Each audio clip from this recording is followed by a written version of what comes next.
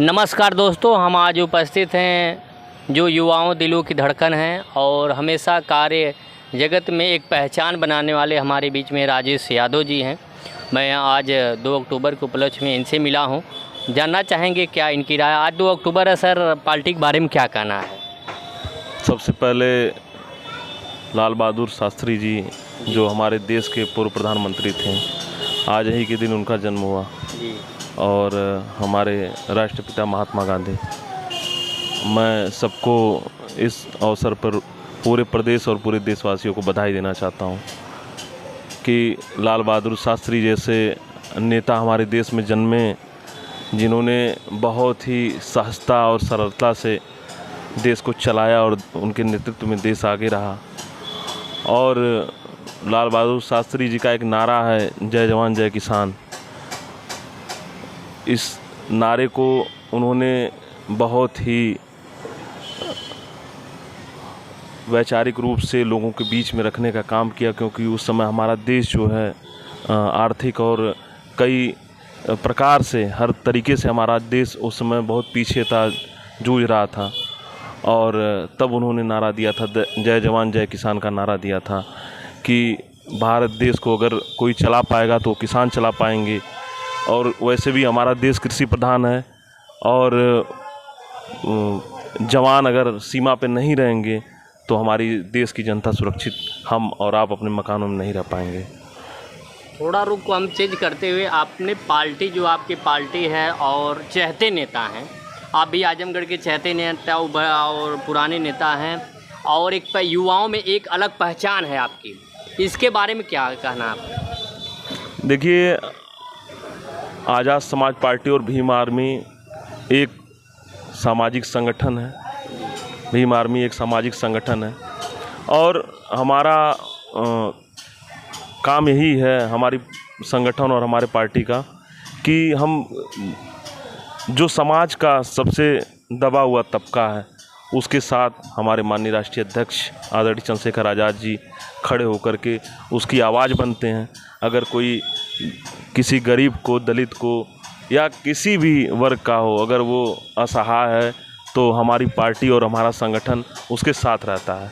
और जब आप किसी की मदद करेंगे और जब आप किसी के लिए 2 कदम चलेंगे तो जनता भी आपका साथ देगी, क्योंकि आजकल जनता भी समझ रही है कि कौन हमारे सुख दुख में शरीक हो रहा है, कौन शामिल हो रहा है। क्योंकि देखिए, संगठन बहुत हैं, पार्टियां बहुत हैं, दल बहुत हैं, नेता भी बहुत हैं हमारे देश में, हुए, आगे भी होते रहेंगे। लेकिन ये जो आज़ाद समाज पार्टी और भीम आर्मी और माननीय चंद्रशेखर आज़ाद जी हैं, ये एक अलग तरीके का नेतृत्व है माननीय राष्ट्रीय अध्यक्ष जी का। माननीय राष्ट्रीय अध्यक्ष जी हमेशा जब भी हम लोगों से मीटिंग लेते हैं या हम लोगों से बातें करते हैं तो वो हमेशा समाज को लेकर के बहुत चिंतित रहते हैं कि हमारे गरीब का, हमारे दलित का और हमारे पिछड़ा समाज या मुस्लिम समाज जो है, जो हमारा बहुजन समाज है, उसका लड़का कैसे शिक्षित होगा, कैसे वो आगे बढ़ेगा, कैसे वो रोज़गार पाएगा, कैसे वो अपने समाज का नाम रोशन करेगा और किस प्रकार से वो आगे बढ़ेगा। हमेशा अपने समाज की चिंता करते हैं, बहन बेटियों की चिंता करते हैं। आजकल आप देख रहे हैं कि किस तरीके से इस देश में कई बहनों के साथ, चाहे हाथरस, चाहे अन्य जगह बहुत है, आजमगढ़ में कई घटनाएं हुई, आपको याद है, आप तो पत्रकार साथी हैं। तो जब हमारे राष्ट्रीय अध्यक्ष जी इन मुद्दों पे खड़े रहते हैं, इसके लिए जो है हमेशा तत्पर रहते हैं कि हमारे जो भी समाज में अगर उसके साथ कुछ बुरा हो रहा है तो आज़ाद समाज पार्टी और भीम आर्मी खड़ी रहती है। और हम लोगों की नीति यही है कि हम लोग चाहते हैं कि एक गरीब का और एक पिछड़े का और एक मुस्लिम का भी बच्चा समान शिक्षा यहाँ लागू होनी चाहिए। क्योंकि जिस सीट पर, जिस बेंच पर अगर राष्ट्रपति, प्रधानमंत्री या IAS IPS का बेटा पढ़ रहा हो, वहाँ पे हमारे दलित और गरीब, हमारे हर बहुजन समाज में जन्मा हो बच्चा भी वहाँ पढ़ना चाहिए।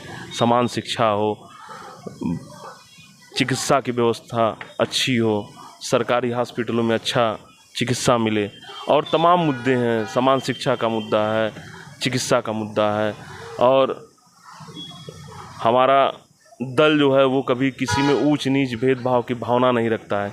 इस वजह से लोग हमको, हमारे दल को और हमारे नेता को लोग पसंद करते हैं। उपचुनाव को लेकर क्या कहना है, जो उपचुनाव चल रहे हैं? देखिए, उपचुनाव अभी तो हमने पहली सीढ़ी पे कदम रखा है नगीना को जीत करके। अभी हम लोगों को बहुत कुछ सीखना है और हमारी लड़ाई बहुत लंबी है। अभी चुनाव में हमारा प्रदर्शन बहुत अच्छा रहेगा। इस समय कटहरी जो विधानसभा है उसका हमको प्रभारी भी नियुक्त किया गया अपनी पार्टी की तरफ से, और वहाँ पे हम लोग लग करके जी तोड़ मेहनत करके माननीय राष्ट्रीय अध्यक्ष जी के निर्देशों का पालन करते हुए हम लोग वहाँ जिसको भी माननीय राष्ट्रीय अध्यक्ष जी कैंडिडेट घोषित करेंगे उसको हम लोग जितवाने का काम करेंगे मजबूती के साथ। धन्यवाद दोस्तों, बने रहिए लहरी 24। आजमगढ़ जिला संवाददाता आलोक लहरी।